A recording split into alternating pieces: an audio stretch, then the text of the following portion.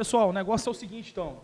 Eu acredito que nós podemos partir, o Alisson, explicando para o povo que está nos assistindo o que seria arminianismo e calvinismo, né?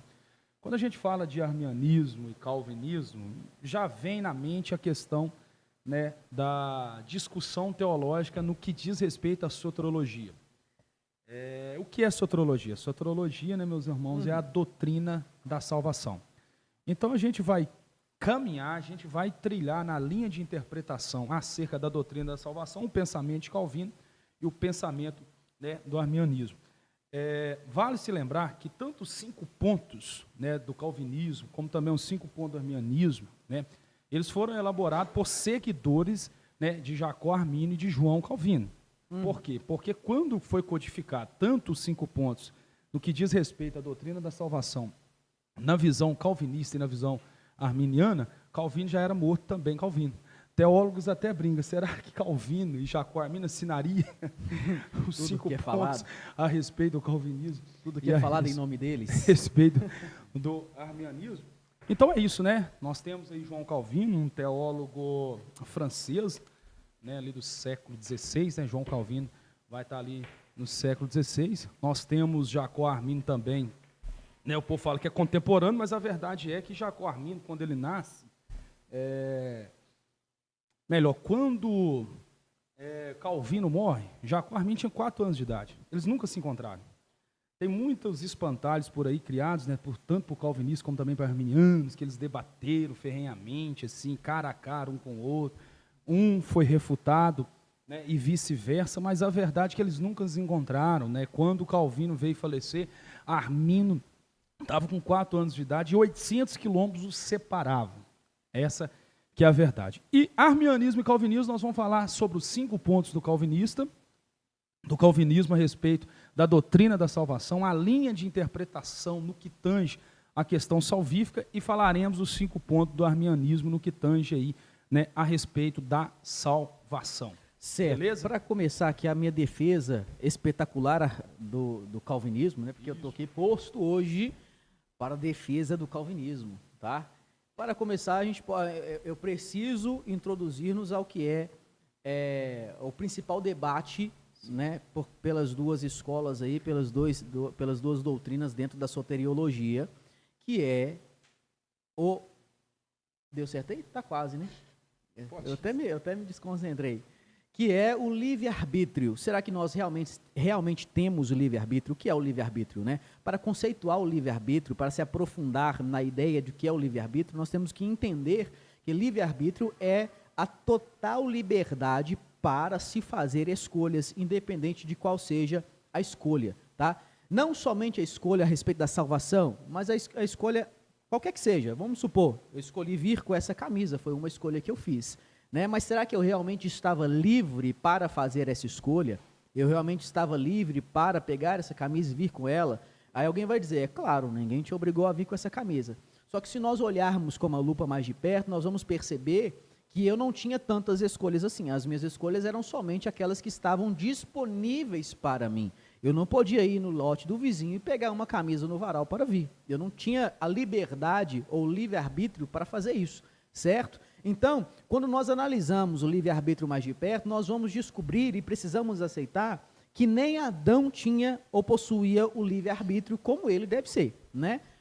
Os calvinistas precisam aceitar que, se eles forem a falar que nós não temos o livre-arbítrio, então, nem Adão tinha o livre-arbítrio quando ele estava no jardim, porque ele não saía do jardim, porque ele não conhecia mais nada. Como é que é? Ele não podia voar, por exemplo, ele não podia comer do fruto, porque Deus havia proibido, então ele também não tinha o livre-arbítrio. Então, para começar aqui, nós precisamos analisar esse ponto, conceituar o livre-arbítrio, porque se nós vamos dizer que nós não temos o livre-arbítrio, precisamos ser sinceros e dizer, nós realmente não temos. Eu não posso sair daqui e pegar o primeiro carro que eu achar ali na rua, porque isso é roubo. Eu estarei roubando um carro, então não posso. Eu estou limitado às minhas escolhas, né? E no calvinismo o livre-arbítrio, ele não existe para nenhum ser, né? E nem para os anjos, melhor, vamos ser sinceros, nem para os anjos eles possuem, gerais, né? Isso, em aspectos gerais, não possuem o livre-arbítrio, e nós também não. O que nós possuímos é a livre agência, porque o livre-arbítrio eu conseguir escolher sem nenhuma interferência externa ou interna. Ou seja, eu escolho, no livre-arbítrio, eu escolho sem que ninguém consiga me influenciar externamente, e eu escolho sem que a minha natureza também me influencie. Na livre agência, eu até consigo fazer escolhas, mas essas escolhas estão condicionadas à minha natureza, e elas estão também condicionadas ao algo externo, como, por exemplo, a liberdade alheia. É isso que o calvinismo ele defende. Não possuímos livre-arbítrio. E nesse ponto de não termos o livre-arbítrio, nesse conceito de livre-arbítrio, eu concordo, não temos o livre-arbítrio. Vale se lembrar, né, muito bem pontuado o que o Alisson falou, essa questão de livre-arbítrio dentro do conceito teológico, né? Porque ele vai tangenciar, talvez seja essa a terminologia, na questão da escolha, ou seja, a liberdade de escolha entre o bem e o mal, né? Calvinistas, eles entendem que só Adão, né, só Adão possuía esse livre-arbítrio sem ter uma influência de absolutamente nada, entendeu? Abraão está mais na frente. Adão, ele tinha ele usufruía, né, dessa liberdade outorgada por Deus, né, de fazer escolhas entre o bem e entre o mal. Depois da queda, né, lá no calvinismo acredita-se que já não há mais essa liberdade, porque aí entra o pecado, entra a influência do mal, e o homem está inclinado ao mal, e ele não pode escolher o bem, a não ser, né, que haja uma atuação, uma manifestação, uma ativação, uma habilitação, assim também como no arminianismo. Eu acredito que a questão do livre-arbítrio dentro do arminianismo seja o ponto mais complexo, dentro daquilo que nós vamos tratar aqui sobre a soteriologia. Por quê? Porque no arminianismo também acredita-se que o homem não pode escolher a Deus por si só. Entendeu? Ou seja, o homem é possuidor da sua natureza pecaminosa, o homem caído, e todo ser humano, né, foi atingido com o pecado original, com a queda de Adão.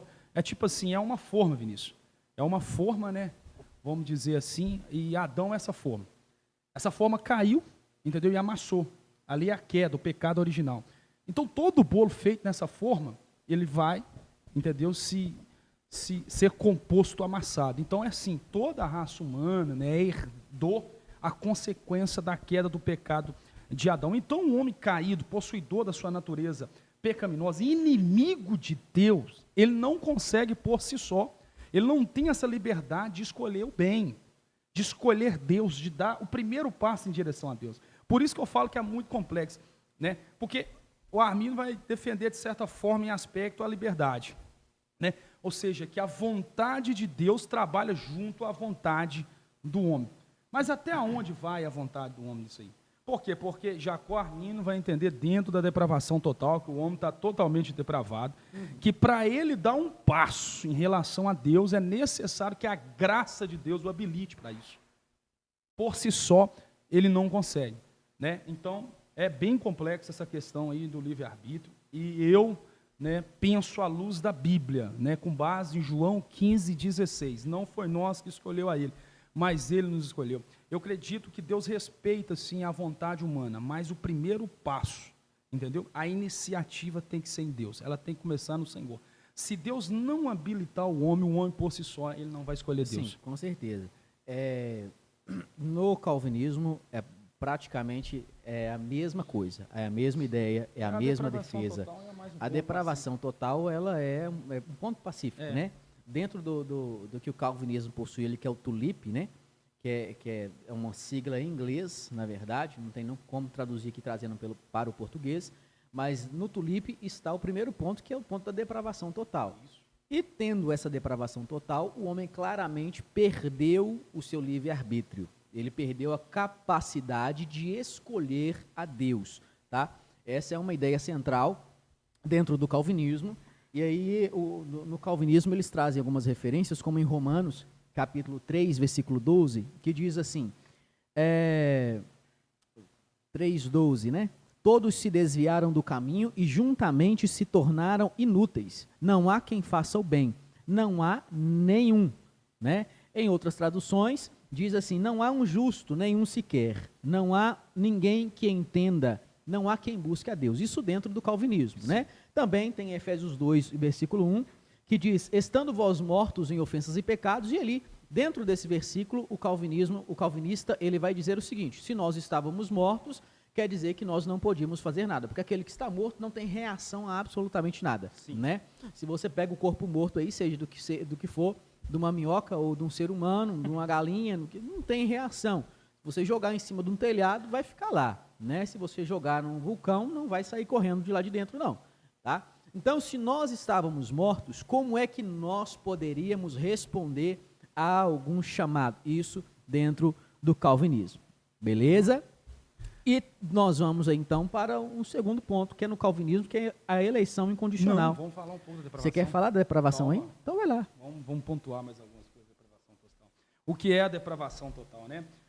Complementando as palavras do Alisson, o homem está cego, surdo, endurecido e morto, como o Alisson bem citou, está lá em Efésios. Vamos ler o texto, né, gente? Porque vale se lembrar aqui que o seguinte, arminianos e calvinistas, eles negam em afirmar, entendeu, que o arminianismo e o calvinismo são inovação, descobertas novas, entendeu? Uhum. O que eles afirmam? Eles afirmam que o pensamento calvinista e o pensamento arminiano está na Bíblia. Ele foi descoberto. Ou seja, o Espírito Santo iluminou eles na Escritura, é o que está na Bíblia. Não é inovação, não é algo paralelo às Escrituras. É tipo, vamos lá na física, por exemplo, Isaac Newton, né? Ele não foi o criador, por exemplo, da lei da gravidade, ele descobriu ela.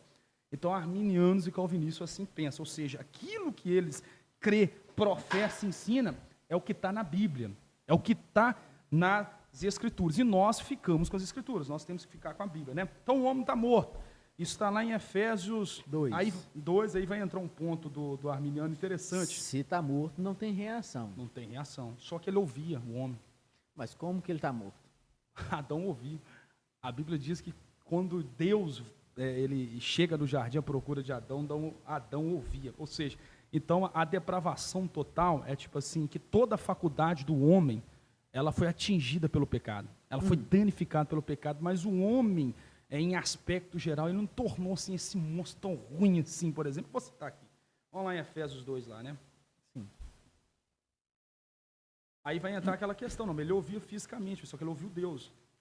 Exatamente, essa morte aqui não é uma morte física, é uma morte espiritual. Né? Então ele vai ouvir, mas só que ele vai ouvir um Deus que é espírito. Mas fisicamente, ele não estava morto fisicamente, ele estava morto espiritualmente. Pois é, não, mas o pecado, mas é isso, depravação total, você está morto espiritualmente. Mas ele ouvia fisicamente, porque ele e Deus conversavam tete a tete, fisicamente. Sim, mas Deus é espírito.